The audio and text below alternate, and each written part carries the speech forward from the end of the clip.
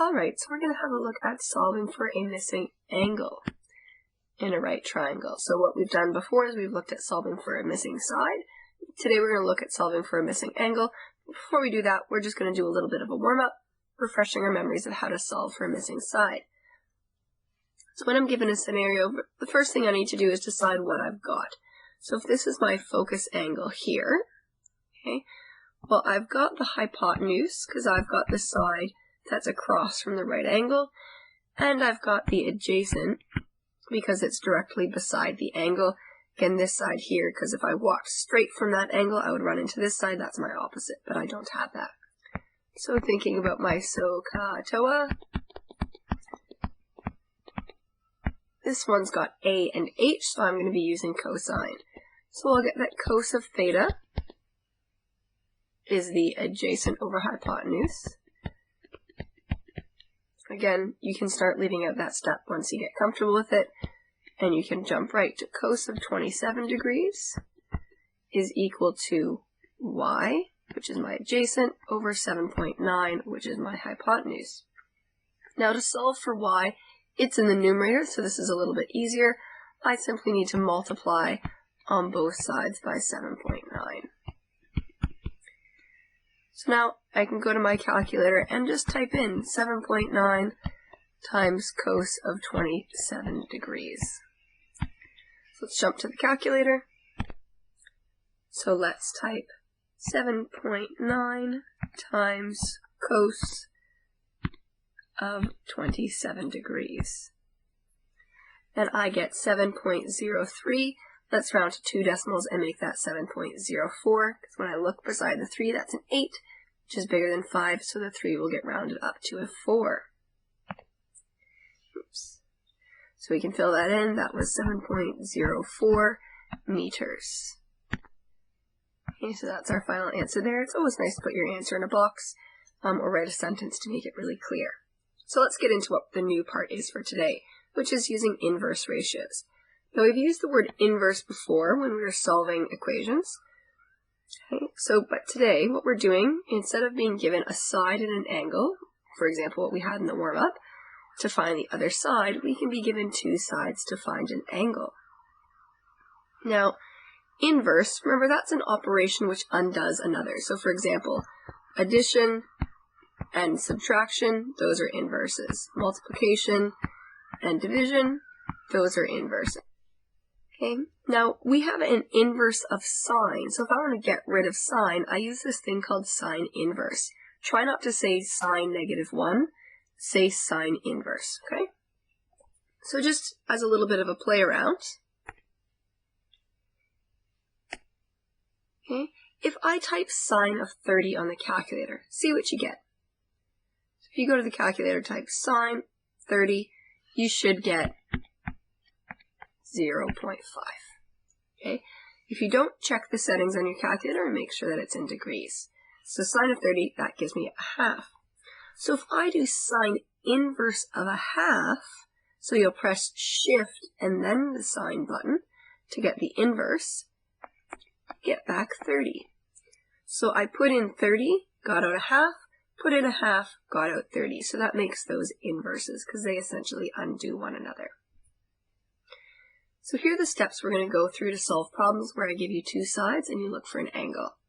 Same thing as before.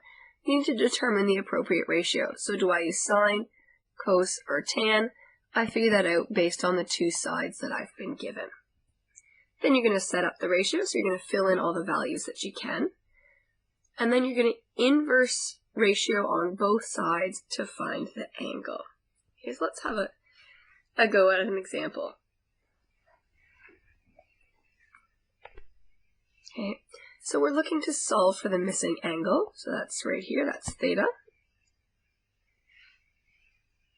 Okay, now it's popped up that I need to use the cosine ratio. Now again, let's have a think about why that is.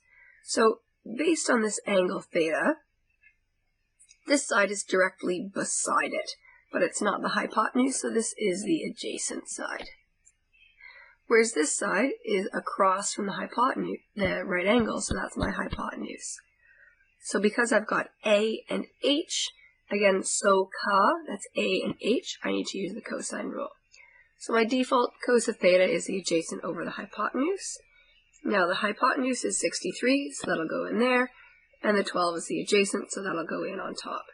So I get that cos of theta, and I don't know what the angle is, I can't fill that number in, is 12 over 63.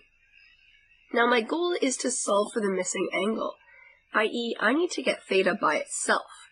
So how do I get rid of that cos? Well, I use the inverse.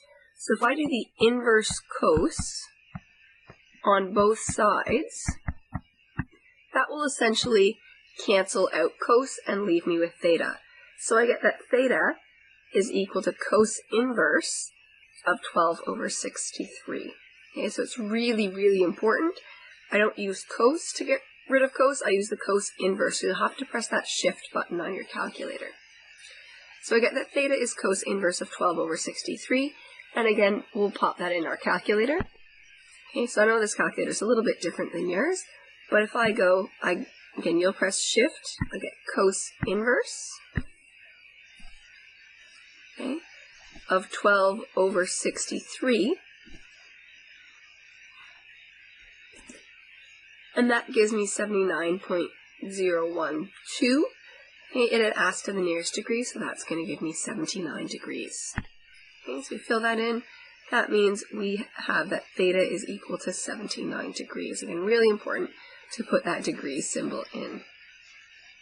Okay, so that's just our basic scenario. You're given the triangle, you've got two sides looking for the angle. Now let's do a problem-solving one, a worded problem where you're not given the diagram. So, Alannah is walking up a really long hill, and she walks in one direction for 2 kilometers. So she's walking up the hill, plugging along for 2 whole kilometers. In that time, she gains 350 meters in elevation. So she's climbed super duper duper high. Okay. Now, I want to know what angle is the incline of the hill. Again, this is a bit of a toy example. It's a bit of an exaggerated just so that we would get a bit of a nicer number as our answer.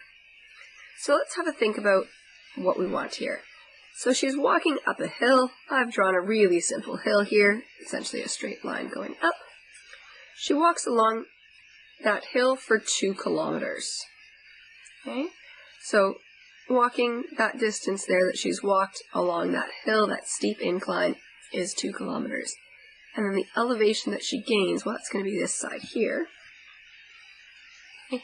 And I want to know what is the angle of the hill incline. So essentially, kind of how steep is that hill? Well, that's going to be focusing on this angle here. So how steep is that angle? So let's maybe call that angle theta. So now that you've got a diagram, have a good think about how we could go about solving this one. So what ratio are we going to use? What's our setup? Pause the video, give it a try, and then unpause it and come back. Okay, so first we need to decide which of our ratios we're going to use. So again, if this is my angle, well, if I walk straight from the angle, I'd run into this side, so that's my opposite. This one is across from the right angle, so that's my hypotenuse. I've got O, so katoa.